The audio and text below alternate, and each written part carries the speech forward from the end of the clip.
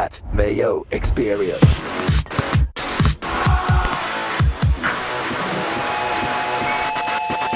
AT&T Pebble Beach Pro-Am Picks research. We're digging into everything courtesy of the Rabbit Hole. If you didn't get your email this week, that'd be weird from Fantasy National to combine your accounts so you get access to both the sites. Smash a like and be a winner in the comment section while you're here too. But I want to start off with a quick update for Phoenix as I'm recording this after round 3 heading into Sunday. We got 3 guys inside the top 11, so I'm looking at like 2 guys who might come in second place and sniff no chance of winning this week. It's always exciting. An anti-sweat before the Super Bowl. Oh, for the Super Bowl, by the way, if you're watching this pre-Super Bowl, go to Underdog, use code Mayo. There are so many bonuses up there right now. If there's ever a time of year, whether it be Underdog, sportsbooks, whatever it might be, Super Bowl day is like the day to get in. They will just give you whatever you want. So there's free picks, there's deposit bonuses and boosts when you get up there. Take advantage of all of that using code Mayo right now at Underdog. But let's talk about the AT&T Pebble Beach Pro-Am because this is the 3rd year it is now a signature event. Year 1 did not go great. It kind of did if you bet on Wyndham Clark after round 3 at like plus 125, whatever it might be, because they called it after 3 rounds. It was the first time since the Zurich Classic, I believe in 2016, that they shortened an event to 54 holes. It was not a great look for the PGA Tour. There's nothing they could do about it. The conditions were absolutely terrible, but it didn't give us a real sense of what this tournament would look like as a signature event, because for years it was either the guys at the top of the board or the guys way down the board who ended up winning. Like we had Ted Potter Jr., Nick Taylor won at 100 to 1. Vaughn Taylor, Ted Potter Jr., Nick Taylor would be like the big 3 of that group, or you had Phil or Rose, and as we saw last year, Rory. The only exception to that rule outside of Wyndham Clark, who was probably going to get chased down by one of the favorites that week, was Tom Hoagie, who won at 65 to 1, killing everyone's Spieth bets that week. He made this huge putt on 17, and that was just the end of everyone. Tom Hoagie ends up picking up his only PGA Tour win at the Pebble Beach Pro-Am, albeit with a 156-man field with 3 rounds, then a cut, celebrities playing everywhere, including Sunday. It was awful. It was awful stuff. And the one thing, especially after seeing how it looked last year when Rory ended up beating Lowry. Rory went like full bomb and gouge on this course, which is kind of interesting because to think about how this is going to go, Pebble Beach is the way it's laid out, being such a short course. There's 3 rounds at Pebble Beach, 1 at Spyglass Hill. They play each of them the first 2 days, then everything is at Pebble Beach the rest of the time. The golf links, they're on super small green, super short course, and you can hit less than driver almost anywhere here. Rory's like, nah, I'm just going to take it over the trees everywhere and go full bombs away, and it worked out perfectly for him a year ago, winning this tournament over Shane Lowry, who ended up coming in second. Yet, outside of Rory, when you take a look at some of the other names on the leaderboard, it was the shorter hitting type dudes who ended up great approach players, very accurate off the tee, and ended up making their putts. Lucas Glover's not one to make all of his putts all the time, but he did a year ago, so he was up there. Lowry's not very big off the tee. He ended up doing it. Rose was 3rd. Seb Straka was up there. So we did have our collection of guys down the list. It's just Rory played so well, there was nothing we could really do. But now that it is the signature event, the coverage has gotten so much better. This was the nadir for television coverage for golf, at least in my opinion. Maybe you loved watching Bill Murray hit 84 shots during a round, or Konica Minolta vision of Larry the Cable Guy on Saturday. When there are guys competing for the top of the leaderboard, real players, they're not showing them. We need to see Toby Keith's swing view. No one wanted to see that, so I'm glad that it's gone. The Pro-Am's only the first 2 rounds. The weekend is dedicated to the actual good players that are in the field, and we have all of the very top players. The only 2 that are missing this week outside of the Live guys, and Patrick Reed, I suppose, who just won again on the DP World Tour over at the Qatar Masters. There's no JT and there's no Sung J M. I have no idea when they're going to return. It's probably not going to be next week at Riviera. I would say the first chance we get to see them would likely be PGA National. For Sung J, probably not JT in that regard, but I haven't heard any updates about how they're doing, so it's still all a big mystery. Aaron Rye, fresh off of withdrawing 5 minutes after lock at the Farmers, is back in the field this week. So thanks for nothing, Aaron, if you took him that week. It did cancel out about 7% of the field on DraftKings, so that was one thing. This week we have 80 players in the field. Billy Horschel, Tony Finau, and Keith Mitchell have all received sponsors' invite, but the field isn't finalized because we don't know the results of the Aon Swing 5 yet. Right now, Hisasune is in first in that because he's currently leading in Phoenix. If he's probably going to be in anyway after his second place finish a week ago with the Farmers, but he could drop out of the top 10 for all we know, playing in the final group, and then he might not get in. Sahith is knocking on the door of a charge on Sunday, so there's a lot to play for a lot of these players right now, getting into a signature event with no cut and getting a ton of FedEx Cup points, guaranteed money. Although it's still, Cootie looks like he's pretty fine in there because he enters Sunday T11. I believe he's third in the Aon Swing, which is bad news, as I mentioned to Blickel on the DraftKings show this week, because I drafted so much Cootie under the impression that he was going to play at PGA National in the Cognizant Classic, a tournament that's really hard to fill out your best ball rosters with because you don't know who's going to play, who's going to not. But he's played so well that he might get into this and Riviera and then skip PGA National, which might absolutely sink me in my advance rate going through, which is something I guess we have to think about for next year. You want guys that play well, but not too well that they play themselves into signature events. It's kind of funny to think about in that way. Rory, Tommy, and Lowry are the last of the holdovers who have been playing in Europe. They all played both ends of the Dubai tournaments. Rory and Lowry ended up coming T3 at the Dubai Invitational. None of them came inside the top 10 the week after. Tommy didn't finish better than 25th in either of those events, if you were wondering, but Rory's the defending champ. Lowry came in second. Tommy seems geared perfectly for Pebble Beach, and they have been playing. So when you start taking a look at PGA Tour stats, it'll seem like they're absent. That's not the case. They've been playing over on the DP World Tour. This is usually where they make their first start. We saw Rory do that last year, and of course, he won this tournament. So either way, they should be in good shape for this time around. Let's get to Pebble Beach, though. Take a look at the flyover. 3 rounds will be contested at Pebble Beach Golf Links, par 72, just a shade under 7,000 yards. POA greens, which are incredibly difficult to make short putts. 116 bunkers. There's one water hazard, and it's huge. It's called the ocean. It's everywhere. There is Shot Tracker at this course, and they possess the smallest greens on the PGA Tour at 3,500 square feet.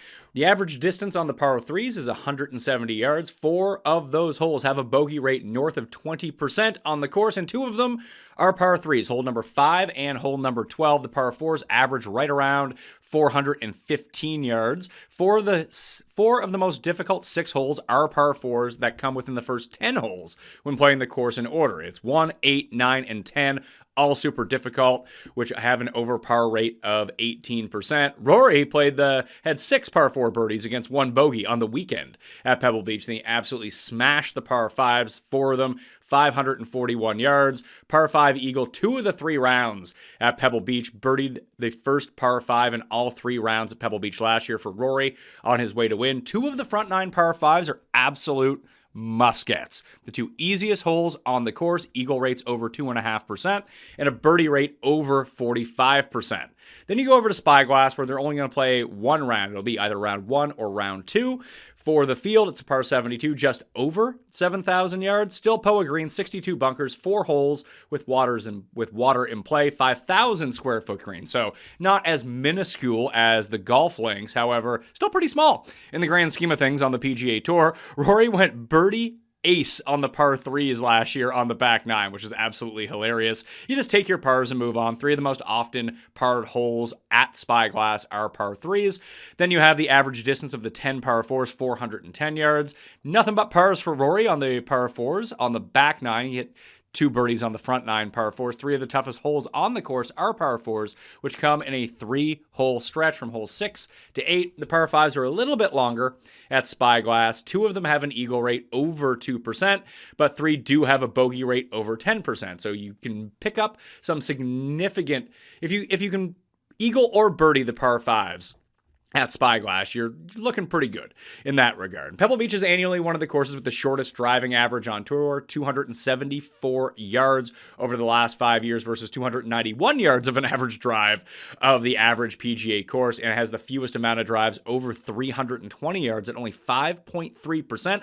Most of that probably came from Rory a year ago, who, again, just went full bomb and gouge on the place. If his driver's on, he's going to be tough to beat. In theory, this should mitigate the power advantage of the premier drivers, aka the most elite players, and being a signature event, all of the elite guys are here, since so many players have to go less than driver off the tee. Again, unless you're Rory and you just hit it over the trees. Elite drivers did dominate in 2019 when the US Open was here, but that was a USGA setup. That this probably filters back into a pinpoint precision iron and putting contest for this event. And Pebble Beach has historically opened the door for those long shot winners that I talked about. Potter, Taylor, Von Taylor all went off at triple digits. And then you had Rose, Spieth, Mickelson, Berger, Rory all went off at 30 or 1 or below. Then you had that weird middle point with Tom Hoge and Wyndham Clark, but Wyndham Clark was 54 holes. Let's not worry about him. And this can likely be due that in those years when the long shots win, it's because the coastal winds can be a huge factor. So we'll start trying to monitor wind the closer that we get, although we tried it in Phoenix this week and it just didn't materialize whatsoever. Pebble Beach can switch from super easy to wickedly difficult over the span of just a few holes. The coastal winds do tend to wreak a bit more havoc with Pebble Beach because that's directly on the coast, where Spyglass tends to be a bit more protected with the trees. And the ShotLink data is only available at Pebble Beach, so when you're researching stats, keep that in mind, as most of the players, you would have had to make the cut and only play 2 rounds until 2 years ago. Last year was really the first time since the COVID year, I believe, as well, that they played 3 rounds at Pebble Beach. So just keep that in mind when you're looking through everything. And then you have the putting ranks. We switch over to the rabbit hole at betspertsgolf.com. You can use code Mayo, get yourself a discount if you're not subbed over there already, and we can check out some of the putting splits. It gets bad in a hurry, especially the closer that you get to the hole. It just becomes wickedly difficult. So putting overall, it's way down at Pebble Beach. 0 to 5 feet. It's 53% more difficult at Pebble Beach than any of the other courses that they play. 48% more difficult from 5 to 15 feet. It's just you get on these POA greens, they get bumpy. There's weird breaks that you just don't see. And the greens are so small, you don't get a ton of 3-putts, as you can see. But the greens are so small that you shouldn't be 3-putting to begin with. So keep that in mind as we're going through. We can see the key proximity distances as well.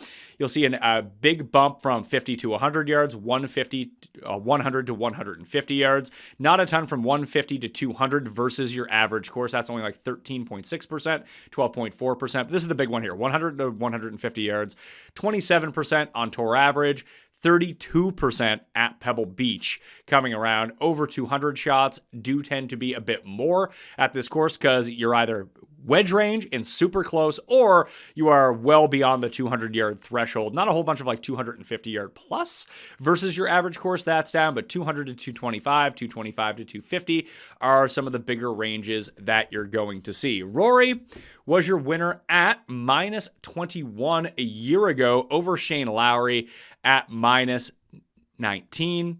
Rory was the best player off the tee, over 6 strokes gained off the tee. No one else was at over 4.5 strokes gained off the tee, and he was a top 10 putter for the week at 4.3 strokes gained. 4 of the top 4 par 5 scores of the week all cashed a top 10 paycheck a year ago. The year before that was the 54-hole event with Wyndham Clark, where he wasn't even first in strokes gained total. That would actually be Mathieu Pavon, just based on the way that everyone played he only got his rounds. He played so much better at Spyglass relative to everyone else the day that he ended up playing. He ended up losing by 2. He cashed a check at 60 to 1, minus 17. That was 1 over Ludwig and Mathieu Pavon by 2. Hubbard, Dietrich were both there at minus 14. You had Hoagie, Day, Thomas, Scotty Scheffler was starting to make a run at minus 13. Clark gained 7 strokes with the putter, best in the field over 3 rounds, 7 of the top 10 finishers lost proximity from 175 to 200, but that actually, it doesn't make sense that they lost from that bucket. You'd think you'd still want to gain from wherever, but we saw that as de-emphasized at this course. Now, Justin Rose won in 2023 when this was not a signature event. He won at minus 18 over Brendan Todd and Peter Malnati, Keith Mitchell, Denny McCarthy. They were all up there. Half of the top 10 lost strokes around the green. 5 of the top 6 gained in putting from 15 to 20 feet that year. Again, the rotational course for Tom Hoge in 2022. He won 2 clear of Jordan Spieth in the 3-course rotation. 14 of the top 15 gained off the tee at Pebble Beach. But again, you can see how weak these fields were back then. Hoagie beat Spieth by 2. Beau Hossler, Troy Merritt, and Patrick Cantlay. Cantlay was up there. Fitz was up there, and Andrew Putnam was up there again. I'll probably end up betting Fitzpatrick again this week, unless he wants to do the impossible. I know he's only down by 2 strokes heading into Sunday in Phoenix, but if he could just win for me, that would just be such fantastic news. Not something I'm expecting to happen because that just never happens.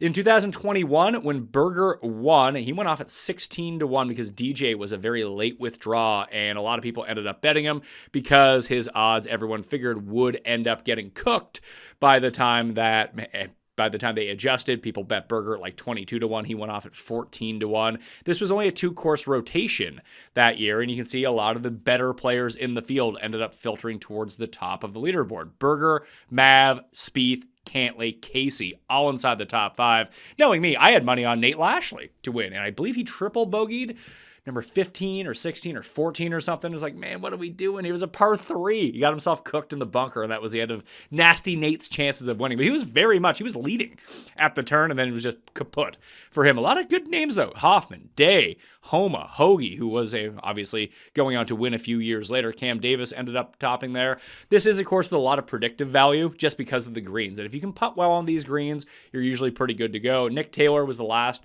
person to lead after 1 round and end up winning the tournament. He played in that final group with Mickelson and ended up winning by 4 over Kevin Streelman. You see Jason Day up there, Daniel Berger, Matt McNeely. Berger and McNeely have some of the better putting splits and have some of the better course history at Pebble Beach as we go through. You can see that Ron has put up so much birdie or better type information, putting split percentage, off the tee numbers, around the green over the last 5 years relative to around what we see from Pebble Beach. So you can get all of this in the rabbit hole as we go through everything, along with all of the course details that you're looking for both Pebble Beach, and if you want to switch over to Spyglass, it's not too difficult to do that either. It's winter and it's cold, at least where I'm at, and I'm spending way more time indoors, aka I'm sleeping more. If you're like me, it's time to upgrade your sleep and switch to Helix. You'll never go back. I took the Helix sleep quiz. It matched me to the right mattress for how I actually sleep, not how some showroom goober thinks I sleep. And since it's been all restful nights, no tossing, no back pain, and my sleep tracking actually backs that up. My deep sleep numbers off the charts, good, way better than before. We've got more than just one Helix in our house now, too. Just threw one in the upcoming baby's room so I can get back to sleep quickly the moment that the baby goes down. Helix builds mattresses for different people, not a one-size-fits-all nonsense, because that wouldn't make any sense. There's free shipping in the United States and a 120-night sleep trial with a limited lifetime warranty. Go to helixsleep.com/Mayo for 27% off, site-wide exclusive for listeners of the Pat Mayo Experience. That's helixsleep.com/Mayo. Do it now! Using a VPN is like wearing pants online. All your activity is encrypted and private, hidden from trackers, snoopers, and data brokers. That is why you need Surfshark. Surfshark can help you avoid dynamic pricing by connecting to cheaper locations to save money on everything from flight tickets to hotel bookings. You can change your virtual location to safely stream content from home or unlock regional shows and movies that might be restricted in your current country. With Surfshark, fast connection speeds are guaranteed across their extensive network of servers in 100+ countries. And the Clean Web ad blocker is an efficient feature that blocks annoying ad trackers and malware before they even load, resulting in a faster, cleaner, and safer browsing experience. Secure your privacy with Surfshark. It's completely risk-free with their 30-day money-back guarantee. Right now, go to surfshark.deal/PatMayo and use my code Pat Mayo for 4 extra months at checkout. That link and code are in the show notes and description. Once again, we'll be using Betspertsgolf.com for all of our data inside the rabbit hole, which you can find at the top. Although, if you're just looking for some free stuff, that's up at Betsperts Golf. Ron has all of his betting and showdown rankings, along with the model and stats up on the page after every round. So I'd highly recommend that you go check that out if you're looking to make 3-ball bets, whatever it might be. And one of the new features that's up here right now is the live leaderboard, which we can see. Obviously, round 4 hasn't started yet as I'm doing this, but full off. Of course, Hideki is leading while losing off the tee at a driver-heavy course because he's just doing everything so well. These are the averages right now. Like, he's pretty big in the minus off the tee, but his approach play around the green and putting has been so good. I'm hoping that gets the best of him because I wrote him up as a fade in Golf Digest this week because, well, he can't drive the ball all that well, and he's overcoming it anyway. We're trying to figure out, I mean, Siwoo hasn't been putting all that well. I could see Siwoo end up doing pretty well here. I have Nikolai Højgaard. His ball striking has been the best in the field, I think by far coming into it. Yeah, by over 2 strokes over Siwoo. And his putting has been atrocious. I mean, it's not like he's losing a ton. He's just losing a little. But of all the guys inside the top 10, you're dealing with Knapp and Højgaard right now. Poor Neil Shipley. Neil Shipley ended up making the cut. He's lost over 10 strokes in the short game. His ball striking has been very, very good, though. So hopefully we can get some good positive putt regression here from Nikolai Højgaard, and then we can be off to the races and maybe get a win. There was one point on Saturday where Cootie, I believe, had hit his first 14 greens in regulation and made 1 birdie out of it. His putting was so bad in round 3. Let's take a look at Cootie round 3. Where are you at here? Cootie Tunes? Yes, Cootie, I have -3 strokes game putting. Good showing for a guy who's a really good putter at the same time. That sucks. But that's what the live leaderboard looks like. There's also this really cool tab where you can find out how they're doing birdie or better, par 3. How are they doing ball speed, apex height, average distance of putts made. We have so many, and these are all live stats that you can check in real time. If you do want to go micro betting and figure it out, there's also the tee to green component where you can find the average proximity that they're getting from the fairways, the overall proximity, are they missing to the right, left, sand save percentage, and this all updates in real time if you're looking for it. So I thought this was a very helpful thing to throw out to people. It's only desktop. I mean, you can get it on like your phone right now, but on mobile, it's not geared for mobile as of yet. This is something brand new that we didn't expect to have. Ron worked super hard on it. You can view it on desktop view. It's really cool. Betspertsgolf.com/Mayo if you want to get in, or just link up your Fantasy National account and it will be there for you to check out. But let's go back over to the rabbit hole. Check out what we're doing. Again, it's an 80-man field. There's no cut. It's a very difficult one to figure out, mainly because, look, it's all the top players at a pinpoint accuracy, like hit whatever you want off the tee, just put it into the short grass and go firing up some pins. Can you putt on POA? So that's the first thing that we're going to look for. And we're not just going to do POA. We're going to look at Pebble Beach Golf links. We're going to click it on. We're going to click apply. And then we're going to go to putting. Obviously, there's nothing from the past 6 months. We'll get to that in a second. Putting, and then we'll go, let's go past 5 years at Pebble Beach. Problem is not a lot of guys have a lot of, all the top end guys only have their minimal amount of rounds from the past 2 years because most of the top end guys didn't play this course a ton anyway. So you can see you got like 2 rounds. I'll hide there's no salaries out yet, so we hide salaries and make it a little bit bigger.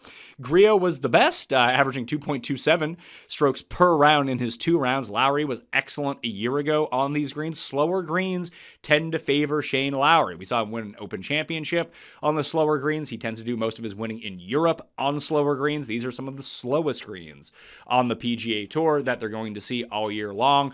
Billy Horschel last year, Ludwig 2 years ago did really well. Obviously, he withdrew after 1 round. He was playing with Rory at Spyglass. He had been throwing up on the course at Torrey Pines the week before, finished it out, played very horrible at the Farmers, withdrew from this tournament, skipped Phoenix, then came back and won the Genesis at Torrey Pines the week after. So a pretty good POA putter when things are on for him.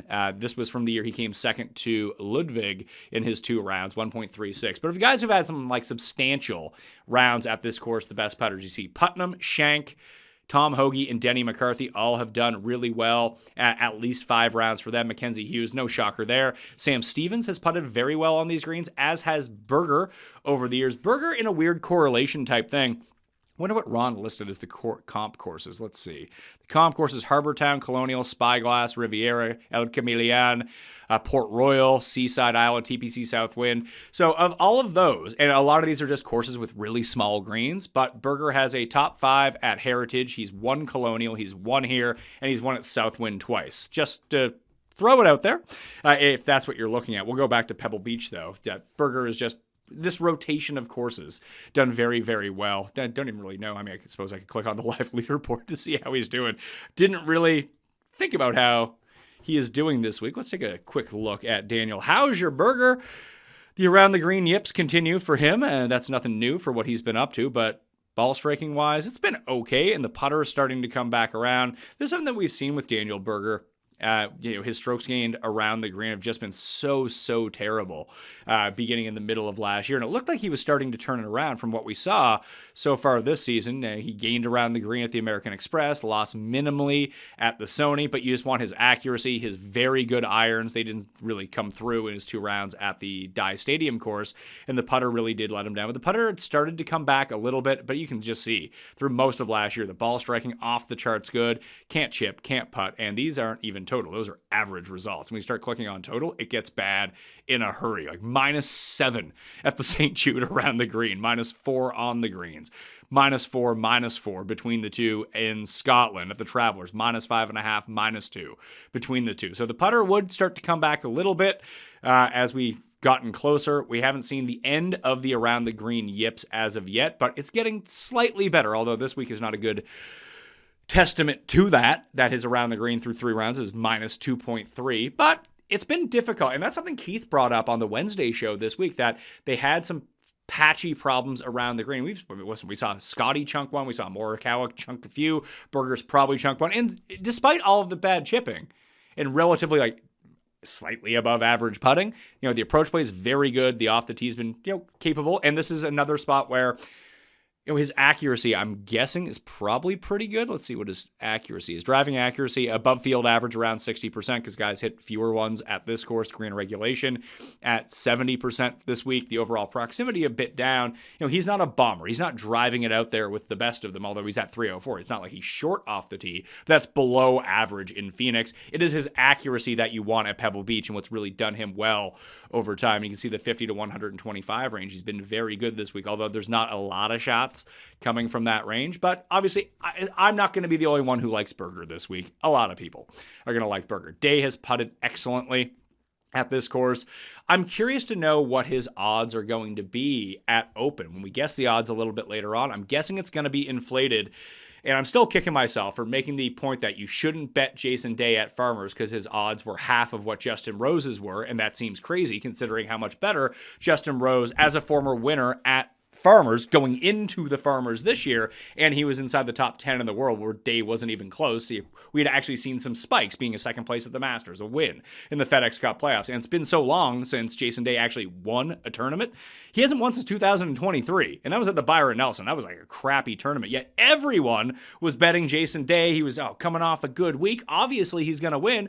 I was like, well, you'd be better off just betting Justin Rose at double the number. Not that I bet Justin Rose like an absolute idiot because he ended up winning, but I wonder if he gets baked in or it wasn't even that he was bad at the Farmers. As you can see, he was T38 at the Farmers after a second at the American Express. He's starting to normalize a little bit. I don't know if I'll get there betting Jason Day unless the number is really good, but expect him to open probably even in the signature event, probably at like 35 to 1. If you can get him at 50, then I think that's a very smart bet to make because he is one of the better putters here, and putting matters a ton at this course just because of so many short misses. Siwoo has been really good. Siwoo is going to be, if he ends up winning, obviously, he'll be more popular, but even in a signature event, he probably opens right around 30 to 1. It's funny because even after his bad day, he shot 62 in round 2 in Phoenix, ended up playing really well. He was top 5 the year that I won all the money here on DraftKings, when Phil won. Whatever year that was when Phil won, I think it was like 2019. So it's been a while since I did well here, but I had him, Casey, Siwoo, Casey, Streelman, and Phil all inside the top 5, I think it ended up being. But his run right now is pretty good. As you can see, he's 4th at the RSM, and then to start this year, he's gotten better every time. He currently enters Phoenix T3 after 3 rounds. And we can see his results here over the years, the past 2 years in signature events, 12th and 14th. Yet 2019, he was T4, and the putter's been pretty good at Pebble Beach over the years. And listen, it's Siwoo. He is good or bad on the greens. Those tend to be the things that he does. But when he gains, he can gain a ton. And this isn't a spot where he's been very bad. And we saw some of the courses that we comp to Pebble Beach. This seems to be a pretty good one for him. Places where he's won or at least contended near the top of leaderboards. Akshay could be another good look here. I wonder how he is doing on this leaderboard. Akshay, I thought, was a bit He comes into he's in 6th place coming into Sunday. How his accuracy has been really good. This is what we'd want to see click back up from Akshay, because Akshay's driving had not been great to end the year and to start the year at Farmers, and maybe because he was trying to chase a little bit more distance than he had been used to. But you can see he's been losing off. He lost off the tee by a ton at American Express, lost at Farmers, and now his accuracy is trending back upwards. You can see his driving accuracy numbers 47%, 51%. That's really bad. We want him back in his usual range. And this week in Phoenix, when he has to use driver a ton, he's been back up on the leaderboard. I'm trying to think of what the best comp for Akshay is. And weirdly, I think it's someone like Hunter Mahan, because he's just so aggressive with his irons. When they work, he can fire at any pin. This is a course where you can do that at. You can fire at some pins at Pebble Beach and get rewarded bigly if you're hitting it from the fairway. And we can see that he's putted pretty well at this course over the years. And when you take a look at Akshay's history of where he did well on Corn Ferry, past Palom greens, slower greens in the Caribbean. Maybe that's some sort of walkthrough here of if we just adjust. Maybe we'll take a look at that too. Who putts well on slower greens? We'll keep it on putting. We'll shrink it back down to the past 3 years. Actually, before we get out of here, I'm going to put in Pebble Beach putting last 5 years, but just to throw that into the model as we go through, just so we have it. I don't need to come back to it. Sometimes I forget to do that. Let's go reset everything, and we'll take a look at the past 2 years worth of numbers, and we'll go to filter by conditions, and we'll just go to slow green speeds. There's not a lot of courses that have slow green speeds. So we can take a look, like Potgieter. So Wyndham Clark has the most. Fitzpatrick actually has the most on these. Let's take a look at what is counting for him. So the Open Championship, Scottish Open, Pebble Beach Pro-Am, the Century, Open Championship, Scotland. So these are the rounds that we're drawing from here. So there's not very many. So maybe this isn't, we'll weight this a little bit lower because we just don't have that much to go through. But the best players on these greens, Potgieter, Shane Lowry, Wyndham Clark, Brian Campbell, Bud Colley, Matt Fitzpatrick, and Rory. So a lot of the European players have done well, which is weird at Pebble Beach. Although we didn't get a lot of the top-end guys actually playing for years. Justin Rose became the first European winner to win at Pebble Beach ever, and that was in like 2023. Although with the signature event, we saw Ludwig come in second, and then last year we had 1, 2, 3 on the leaderboard of all Euros. So that's an interesting number to think about. Noren's going to get beat up in the odds, although he has putted very well on these slower greens. So is Fitz, so is Lowry, Velamaki. So a lot of these Euros are up here. Mackenzie Hughes, Steven Jaeger. Jaeger's somewhat interesting. If you take driver out of his hands, maybe he can play a little bit better. Can't quite remember how he's been doing. I know that he had a very good day too, because I was very heavily invested on DraftKings in Steven Jaeger. Let's take a look at how Jaeger Bombs is doing in Phoenix. All right, he's in 16th. He's -8. How is he doing overall? Where's he doing everything from? Losing off the tee, losing on approach. He's putting and chipping like an absolute maniac. That's not exactly the lead-in form that we want to see, but if we can go to some of these proximity numbers, we can see exactly where he's doing it. So his fairway proximity has been very good. The driving accuracy has been very good. His iron range from in close has been bad. From long, it's been good. That's probably not exactly what you want to see from a player heading into a spot where, and listen, it's a different course, so obviously more shots are coming from that range and fewer are coming from in close, and that can just flip when you have a different strategy type of mindset coming in. Let's see Chris Goddard. He has more rounds at these slow courses. Where the hell is he coming in from? Let's see, Scottish, Corrales, Punta Cana, although those aren't weighted for Puerto Rico. Mexico, Vedanta, or places where they have slow greens as well. Most of the past Palom circuit has pretty slow greens. They're not as bumpy or as difficult to read as the POA that you're going to see at Pebble Beach, but he still rates up there very well. Glover, Ludwig, Akshay, Matt McCarty is going to be up there. He really let us down this week, just like Brooks. Poor Brooks. Actually, poor my bank account. Not poor Brooks, poor me for being duped by Brooks. Although the tee to green, again, wasn't awful. It wasn't as good as it was at the Farmers. The putter he made the putter switch and somehow made him even worse at putting. There's Pearson Cootie. We got Garrick Ego. Scotty's up there. Burns is up there. Morikawa is up there. Morikawa is actually a player that I wanted to take a brief look at.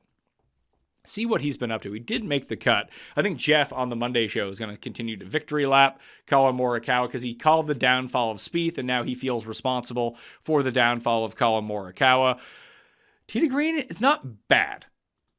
He's gaining off the tee. He's gaining on approach. He's actually gaining around the green despite some flub chips. The putting has been absolutely atrocious. Although when we take a look at the slow putting, we actually see that Morikawa is positive in that regard. So that's somewhat, it's not a ton of positivity, but it's almost a half stroke it's over a third of a stroke per round. And we've seen him play well at the U.S. Open, at Farmers, and he actually played well at the U.S. Open when it was at Pebble Beach, when he was an amateur. He and Hovland were both amateurs in 2016. So we're going to add strokes gained putting to this list. Slow green putting. We're not going to put as much weight on this, like maybe even like 4%, 5%, something like that, because we're going to have the other putting numbers in as well.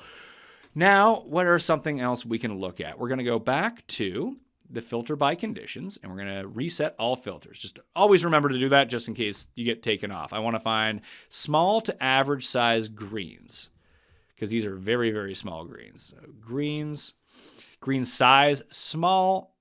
And you know what? We'll just stick with small to average. Actually, you know what? We'll just stick with small, and we'll see what, just apply that. I want to see what courses get called into. So over the past years, Denny McCarthy has played the most courses with small greens. He has 72 of them in his repertoire. So Farmers, BMW Championship, there's Southwind for St. Jude, John Deere, Travelers, Memorial, Heritage Players. Okay, so we're getting enough of a sample of good courses. Just want to make sure. Sometimes it's good to double check what courses are actually going to be counted when we start thinking about this, and we're going to shrink the sample size to, we'll go past 12 months. And keep it through. I mean, that's a bit of a longer sample, but we can also filter this down to just last 30 rounds overall. Some guys don't even have 30 rounds on the smaller green because we're limiting the amount of courses that we're doing to begin with and not using overall type numbers. Using a time frame like 12 months makes a bit more sense, that you can shrink the rounds down how you want to. If you're using just strokes gained approach from all courses, because of the swing season, you might want to make it a little bit bigger than you normally would, rather than 2 months, 3 months of a period, maybe make it 6 months, but you can filter it down to past 12, past 16, past 24, whatever it is that you want to do to get a more recent form type snapshot of approach play. But just of these particular types of greens, we see putting, but then we're just going to go to approach. Just see approach play. How are we doing here? Strokes gained approach. Oh, big shocker. Scotty Scheffler he's so much better than everyone else. Rico Hoey is second in the strokes gained approach stat. So 1.74 strokes gained per round on approach from Scheffler on small greens. Hoey second. There's Akshay again. So Akshay's starting to filter back up and coming off a good week. I would expect him to be relatively popular, but that's a good information to see. Putts well on slow greens. Has putted well on POA at Pebble Beach. The accuracy is trending back up, and his approach play on these smaller greens, very good. Spawn, Rory, Siwoo. A lot of guys, listen, these are a lot of guys that played really well at the Players over the past 2 years. Scotty has a win. There's Rory. Siwoo was obviously won at the Players. Spawn lost in a playoff at the Players. Akshay was top 5 last year. Ben Griffin, Tommy Fleetwood, Russell Henley, all as a part of that mix. Griot and Cantley are up there. Stephen Fisk, who I have starred for some reason, is up there. My guy, Stephen Fisk.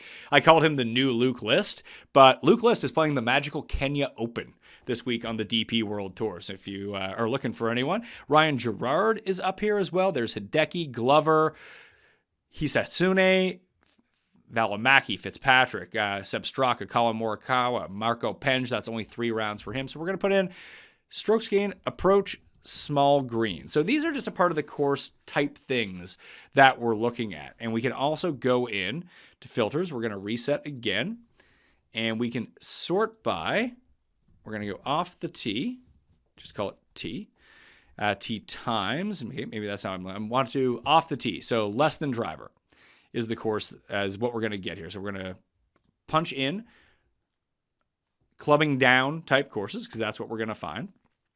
And we're going to go to strokes gained off the tee. And again, because there are so few of these, we're going to go back to the past 3 years, last 30 rounds. Some guys don't have a ton of stats, like Marco Penge, who only has 4 rounds of this, and he leads all players. The other players up here, interestingly enough, in less than driver courses, strokes gained off the tee. So you have Penge, who's a big driver. Rory, Scotty, Keith Mitchell, Siwoo, and Rico Hoey are your top 5. Then you have Stevens, Fleetwood, Henley, Harmon, Morikawa next. Then some guys who played very well at this tournament over the years. Glover, Matt McNeely, Kevin Yu, Daniel Berger, Robert McIntyre. McIntyre's a pretty good look here, I think. I wonder how he's played here. Fitzpatrick, Cam Young, Aaron Rye. So some shorter hitters, but a lot of these bigger hitters can start getting away with being very good at less than driver courses. And you can see accuracy spike up for a lot of guys. Guys like Keith Mitchell. Scheffler and Siwoo were going to hit a ton of fairways anyway. But Sam Stevens goes up a ton. So does Fleetwood. So does Henley and Harmon. We're now up over 70% for some of these guys in driving accuracy. So less than driver courses. Off the tee numbers, we're going to throw that into the stat model as well. So we can just kind of take a look at the course. We can call this course specific if we're looking at it. I don't know what I have saved in the create model section right now. I had a putting model that I was looking at from the live show Wednesday evening at 8 p.m. Eastern time if you got questions. So we can just take a look at this. This isn't going to be the model. We'll call this test model. We're not going to save this one, but we're going to throw in, let's see, putting weights. We'll go, we probably don't need 25. So 20 and 10 for the two. Putting weights, the approach play will go 45%. Actually, we'll go 35-35 for off the tee in the specific ones that we were looking at, and approach on the small greens. And just call this almost like an MCM like we used to have at Fantasy National, which is back in development right now for you to use. But this is sort of a de facto, what are we looking at specifically from this course? What we could do is just we could probably also throw in, you know what? Interestingly enough, let's do that. Let's go back in and we'll go to filter by conditions. We'll reset the filters and we're going to go to short course as well. So course length, very short to short. We'll throw in both of those, chuck those in, and we'll go back to strokes gained total. And just to see who just gains them, it's Rory and Scotty and Tommy. Big shocker. The top 3 players in the world, 1, 2, 3 on this board. Jason Day, number 5 over the past 3 years, over the last 30 rounds as well. So SG total short courses. I think just because we have an overweight on the stuff that we were just looking at. So now we can go back and adjust a little bit more. We'll go 30 for approach and driving. We'll shrink down that first putting sample size to 15, and then we'll just throw in strokes gained total 15% on short courses. So Pebble test. And if you want, actually, you know what? I'll save this one as an expert report.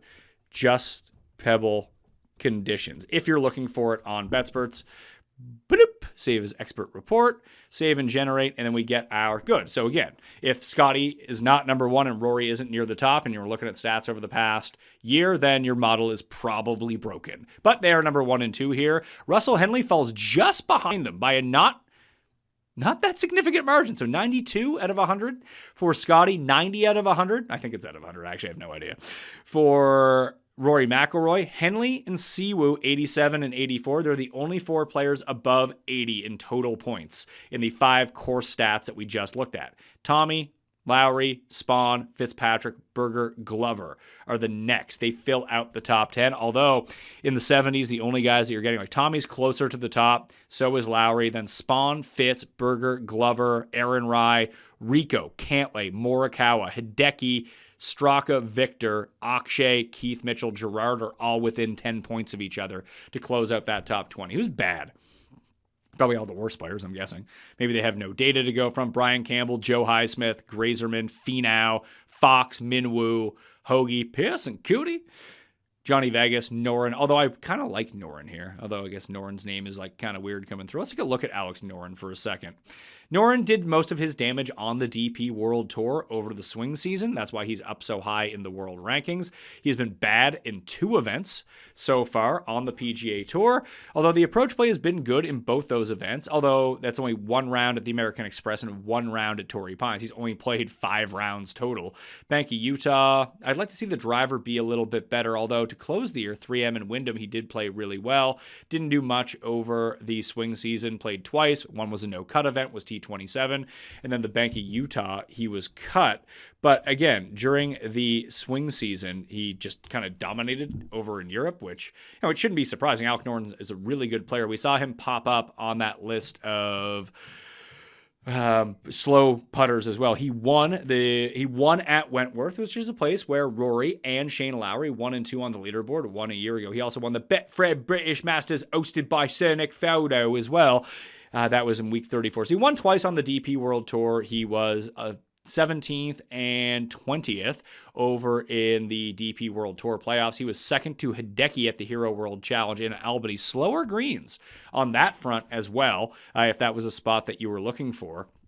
So good slow green putter. He has had some spike performances. I don't think he's going to be overly popular this week because of the poor performance he has coming in. He rates out pretty poorly, but I don't think it means you necessarily have to fade him this week. But just keeping him on the radar for someone who's a bit lower on the rankings that we might not be getting all the context on. We are working very hard. We have paid for the DP World Tour data, but with the ongoing work on this live leaderboard, fixing everything up here, redesigning Fantasy National, that is now coming third on the priority list along with the Fantasy National app of getting that back up and running with new code so we can integrate into the site. There's just a lot going on, and we're hoping we can get the most out of that. So that's what we're looking for here. So some very good players. The longest shot you'll probably find on this list right now, it's probably Shane Lowry, honestly. It's Berger or Glover coming in. I don't know if has Glover even played this year. I thought he was going to play a ton, but he really hasn't been playing at all. Let's see. Has he played? No. 0 rounds for Lucas Glover so far in 2026. I figured he'd be playing a ton. Maybe this is where he starts to pick up. I know he was running to be on the council for the PGA Tour. So that was the course condition model that we're looking at. And maybe that's all we need to look at for this show. Because, I mean, you know who's doing well in terms of off the tee. Like, we can put in recent form, and this will update once everything else updates. Again, you want to go and filter by conditions, but reset your filters. So just overall, we just take a look at the past 30 rounds. We can set it to past 3 years. It doesn't matter. We're only drawing from the past 30 rounds. We can throw in just our generic strokes gained stats. We're going to go off the tee. We're going to go strokes gained total. So this is just recent form. Recent form, we'll chuck that in. We'll chuck in just approach play. Recent. That's almost how you spell recent. I'm a very poor speller when it comes to trying to look at a screen and writing. Get like dyslexic fingers, and I start mixing up all the numbers. Off the tee, recent off the tee. What else do we want to throw in here? That's actually pretty good. We can look at very close proximity range, like great wedge players. I guess that's the one other thing that we can look at that I think is probably very important. Although we did the small green and then short course total, we can go average proximity. And we can take this from the fairway as well. We saw so many of these shots 100 to 150, and we're going to see this protruding a lot this week. So last 30 courses, just from this range, we're seeing Griffin, Valimaki, Siwoo. A lot of the shorter hitters are very good from this range because this is their bread and butter. So short proximity to throw in, and you got to beat up on your par fives. So maybe we can take a look at eagle rate as well. We go to scoring, and we can find eagle rate. So eagles gained, and we'll throw that in. Obviously, we're not going to weight it all that much, and see if our new model differs a little bit from what we just created. So we'll go back to the model page. We'll call this Pebble model from Research Show. If you want to go look at it underneath the expert models, you will be able to find it up there. And we'll just clear all our percentages right now and re-weight everything, because obviously we're not going to go heavy on that. We probably have too much in here, but that's okay. It's a part of the show. We're going through it. Hopefully we can figure it out. Okay, so putting at Pebble Beach will go 8%. Slow putting will go 4%, because we said we wanted to weight that around half of what we did for just the POA putting at the past 5 years from Pebble Beach. We don't want to make it too much because then it will spike players that we're not really looking for. So approach play on small greens, approach play coming in. So recent form approach, 15. You know what? We're probably just going to go 10. We'll go small greens, 5, because we also have the short proximity, which I want to weight as 10. So 25% for approach play. Once we start filling out the other ones and see if we have anything left over, we can probably add on to that. Recent off the tee, we don't want to weight much. We'll put 5%. I actually like the less than driver ones better. We'll weight that at 8%, because off the tee is meaningful, but not as meaningful as approach play is going to be at this course. Eagles will put 5. Recent form overall, I think that's important. We'll weight that at 15%. Strokes gained short course total we'll put at 10%. So we still have another 80% to go mess around with. So we'll bump up those putting numbers not to 10 and 5% from 8 and 4. We'll bump up those. Where are we at? Approach on small greens, we'll put it 10, and then we'll bump up the other ones. So approach recent, we'll put it 15. Keep short proximity there. Why am I at? So less than driver courses will bump up to 15%. There we go. So that makes it 100%. You can just log into betsperts.com and you can find the research show, Pebble Model, Mayo. I'll even put Mayo in there so you know it's mine. Mayo with lots of O's, just so you don't miss it. And you can find it up there if you're looking for it. I'll have the link in my newsletter as well when you're coming out with it. So let's see here. Scheffler, Siwoo. Okay, so Rory gets bumped down in this model, presumably because he played worse in the second half of the year.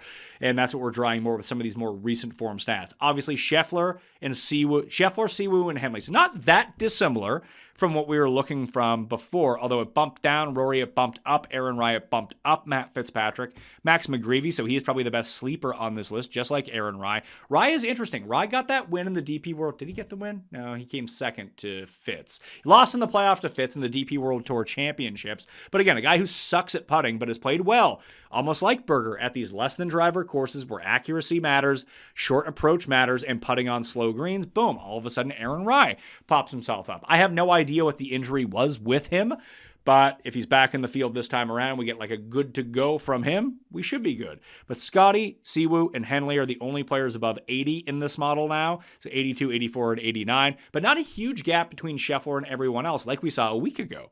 In Phoenix, Tommy, Spawn, Rory, again, just all guys that have done well at the Players' Championship. Rai, Fitzpatrick, McGreevy, Hoey. Eventually, Hoey's numbers are going to stop looking so good. I totally forget how he's doing. I saw he had a very good, I think it was round 2 at Rico Hoey in Phoenix. How did he do? He is currently T46, gaining a ton off the tee, a ton on approach, and he has lost, okay, that is a total, 2.24 strokes putting.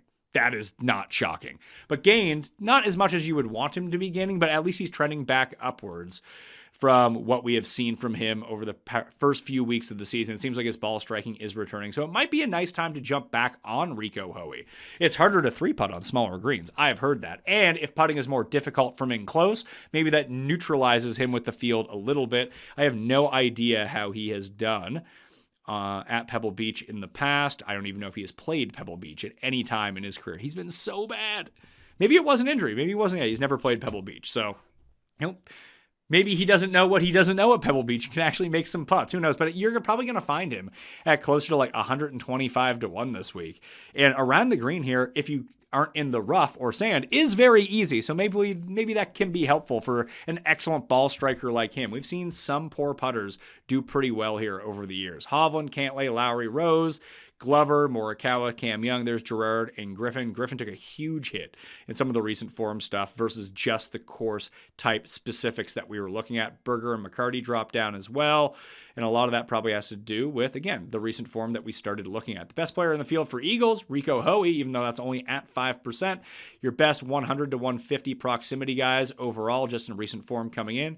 Kirk, Rose, Glover, Morikawa, Burns, Straka, Hall, Michael Kim, Andrew Putnam. Putnam popped up on a few of these. He rates out 11th in the model. So again, I don't think that he is going to be someone that people don't like this week. It just might be hard to get to him. DraftKings wise, if he comes in at a good price, I could see him being a very, very popular selection based off his recent form and then course acumen coming in, because the last time that we saw Andrew Putnam, actually, the last time we saw him, he got cut at the Farmers. I don't think that anyone expected him to do well at the Farmers, but he was T2 at the American Express, and that is more of a course that goes in line with what we were looking for. I mean, that's probably not even a crazy tournament to go look at, honestly, when we're thinking about proximity ranges and everything else that goes into it. You can download the CV. You can download the CSV of any page on the rabbit hole, by the way, if you're looking for it. So approach players from just the stadium course, this could be somewhat instructive, because that's a lot of wedge course in the last one that we would have seen coming in. Obviously Scheffler was terrible, yet he won anyway, because he just, stupid Scheffler. Matt McCarty did pretty well. So players in this field who did well. Henley was great, couldn't putt to save his life. Joe Highsmith actually did really well. So did Denny McCarthy. Matt McCarty, Siwoo Kim, Seb Straka. And Straka started to play a little better. Had a very good Saturday in Phoenix. And he was top 10 at this tournament a year ago. But again, short off the tee, very accurate, great with his irons. Can he make a few putts? That's what you're looking for. Billy Ho was excellent with his approach play at that course. So was Fowler.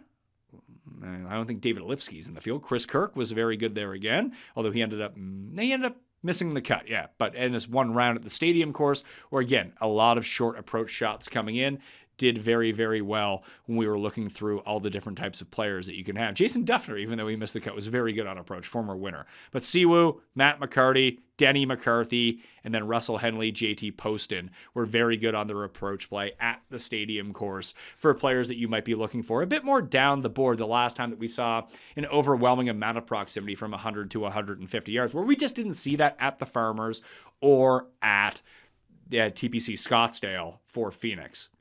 One other thing you can do, I don't know if anyone else has loaded in their models for the week, but we can always take a look at that. Vincenzi has his in, Noonan has his in. Let's take a look at Noonan's and see who rates out really well for him. So a lot of the same names populate the top of Noonan's. Scheffler, Henley, Fleetwood, Siwoo, Griffin, Spahn, Cantlay, McNeely.